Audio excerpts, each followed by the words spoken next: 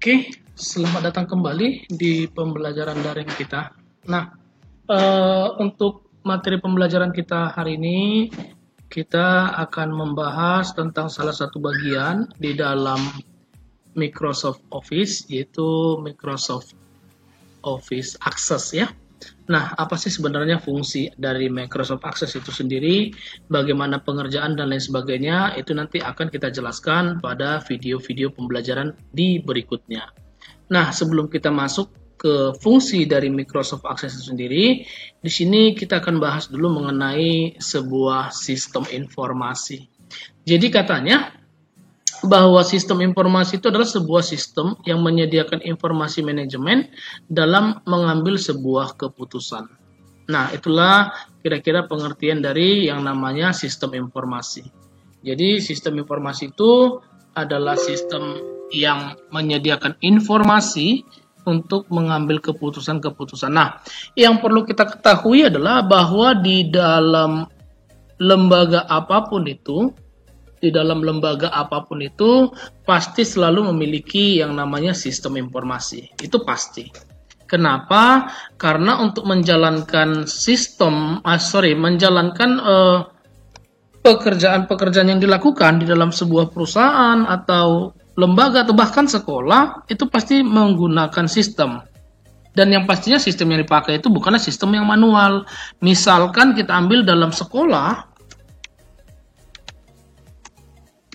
maka akan ada beberapa sistem yang dijalankan di dalamnya, yaitu sistem-sistem informasi yang dijalankan, seperti misalkan sistem informasi pembayaran uang sekolah siswa, lalu sistem informasi penggajian guru, atau bahkan mungkin di beberapa sekolah itu ada sistem informasi perpustakaan.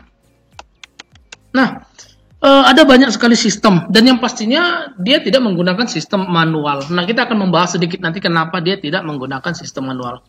Misalkan kita ambil satu sistem pembayaran uang sekolah.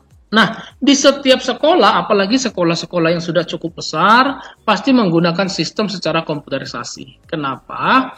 Karena yang pastinya beberapa keuntungan-keuntungan dari sistem informasi ini adalah hasil atau keputusan-keputusan nanti yang ditampilkan itu bisa lebih cepat dan efektif. Itu salah satu kelebihannya. Jadi nanti informasi yang didapatkan itu lebih cepat, lebih update dan lain sebagainya. Misalkan di saat sekolah ingin melihat ada berapa siswa dalam setiap bulannya yang terlambat membayar uang sekolah, maka untuk menyajikan informasinya itu pastinya sangat lebih cepat pada saat kita menggunakan sebuah sistem yang terkomputerisasi atau sistem informasi.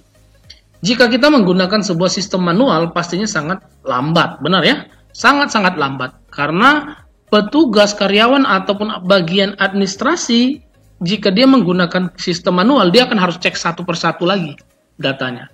Nah, kira-kira seperti itulah perbedaan antara sistem informasi secara komputerisasi dengan sistem yang manual.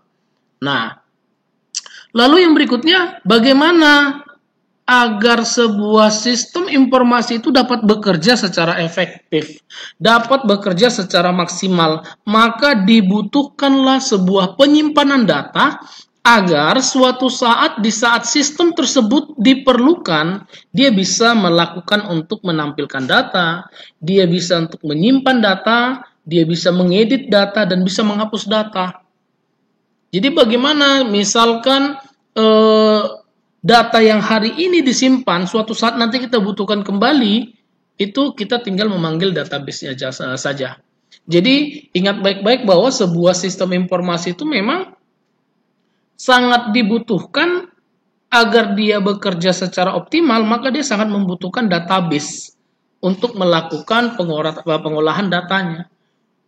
Agar sebuah sistem informasi itu bisa menyimpan, menghapus, mencari, mengedit, dan lain sebagainya. Jadi kita butuh yang namanya database. Nah, sebagai satu bagian, misalkan contoh sederhana, beberapa website atau mungkin sosial media itu juga membutuhkan yang namanya database untuk menyimpan datanya. Jadi kalau misalkan ada seseorang baru saja update status, lalu statusnya tersebut akan ada besok hari dibuka, akan tetap ada di halaman sosial media yang bersangkutan. 1 minggu lagi mungkin dibuka masih ada. 1 bulan lagi dibuka itu masih ada. Kenapa bisa seperti itu? Karena sosial media yang dilakukan oleh seseorang tersebut itu bisa menyimpan sebuah data. Nah, di mana datanya itu tersimpan? Di database. Nah, itulah kira-kira fungsi dari sebuah database. Nah, sekarang kita masuk ke pengertian yang namanya database. Apa sih database? Jadi, database kalau diperhatikan, itu adalah sekumpulan data yang disusun sedemikian rupa dengan ketentuan atau aturan tertentu yang saling berelasi atau berhubungan sehingga memudahkan penggunaan dalam mengelolanya. Nah, jadi ingat baik-baik bahwa secara sederhana database itu adalah tempat untuk menyimpan sebuah data. Jadinya kira-kira pengertian dari yang namanya database. Nah, di dalam sebuah database itu nanti akan terdiri dari tabel-tabel, terdiri dari file-file, terdiri dari banyak sekali bagian-bagiannya. Ada fieldnya, ada record, itu nanti akan kita bahas di bagian-bagian berikutnya, di video berikutnya. Nah, yang pasti yang harus kita ingat bahwa dalam sebuah database itu nanti akan memiliki beberapa atau lebih dari satu tabel, tergantung bagian-bagian yang diperlukan. Misalkan kalau kita ambil contoh, di dalam sistem informasi perpustakaan. Kita ambil satu contoh, misalkan di dalam sistem informasi perpustakaan, kira-kira kita butuh apa saja yang mau disimpan di dalamnya. Pastinya yang pertama adalah bagian buku. Lalu berikutnya adalah bagian siswa, karena ataupun orang-orang ya, kita ambil dalam hal ini adalah siswa. Siswa sebagai orang yang meminjamnya nanti. Lalu ada pegawainya. Kita butuh tabel dari pegawai perpustakaannya. Lalu nanti di sini kita juga butuh untuk tabel peminjaman. Lalu butuh juga tabel pengembalian mungkin. Nah, di mana semua tabel-tabel ini terdapat dalam satu database. Misalkan kita bilang saja, contohnya nama database-nya adalah database perpustakaan. Nah, di dalam database perpustakaan ini ada beberapa tabel di dalamnya. Tergantung fungsinya masing-masing. Nah, ingat bahwa setiap tabel yang ada di dalam sebuah database ini adalah tabel-tabel yang dibutuhkan. Jadi, ingat bahwa di dalam sebuah lembaga ataupun perusahaan pasti ada banyak sekali tabel, tapi pastinya tidak mungkin semua yang dibutuhkan. Misalkan, di dalam sekolah apakah ada tabel guru? Ada, jelas. Namun, apakah tabel guru tersebut dibutuhkan di dalam database perpustakaan? Jawabannya tidak. Kenapa? Dalam konsep dari peminjaman, pengembalian buku dan lain sebagainya itu tidak membutuhkan guru, kecuali misalkan pada saat kita mau meminjam buku, kita butuh tanda tangan guru misalkan. Berarti kelompok guru dibutuhkan di dalam database tersebut, lalu kita boleh memasukkannya ke dalam sebuah tabel. Namun kalau tidak butuh, kita tidak perlu memasukkannya ke dalam sebuah tabel. Nah, lalu di dalam buku ini nanti, di dalam tabel buku ini nanti akan terdiri dari banyak field. Apa saja? Ada banyak, misalkan kode bukunya, lalu misalkan jenis bukunya, lalu misalkan judul bukunya, lalu pengarangnya, lalu mungkin tahun terbitnya, lalu dan lain-lain yang pastinya ya. Nah, inilah kira-kira bagian-bagian dari yang namanya database. Di mana dalam satu database itu nanti akan terdiri dari banyak atau lebih dari satu tabel. Satu tabel itu nanti akan terdiri dari lebih dari satu field. Itu namanya adalah field. Sedangkan nanti dalam satu file itu nanti lebih dari satu record. Nah, itu nanti akan kita bahas pada video berikutnya juga. Nah, inilah kira-kira pengertian dari database.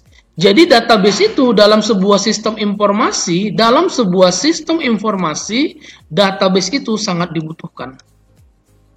Jika sebuah sistem informasi tidak memiliki database, maka bisa dipastikan sistem informasi tersebut tidak akan bisa menampilkan data atau tidak akan bekerja secara efektif. Jadi, sistem informasi itu wajib membutuhkan sebuah database untuk mengelola datanya. Kira-kira seperti itu. Nah, itulah kira-kira untuk pengenalan kita. Oh ya, satu lagi, apa hubungannya dengan Microsoft Access? Nah, banyak sekali program aplikasi yang berfungsi sebagai tempat mengelola data atau tempat untuk menyimpan data, atau dalam istilah lain disebut dengan database. Nah, Microsoft Access adalah salah satu program aplikasi yang fungsinya adalah menyimpan data atau biasa disebut dengan database. Jadi, untuk pembelajaran kita akan membahas Microsoft Access sebagai tempat penyimpanan data kita. Nah, demikianlah video pembelajaran kita. Semoga video pembelajaran hari ini bermanfaat bagi kita semuanya. Terima kasih.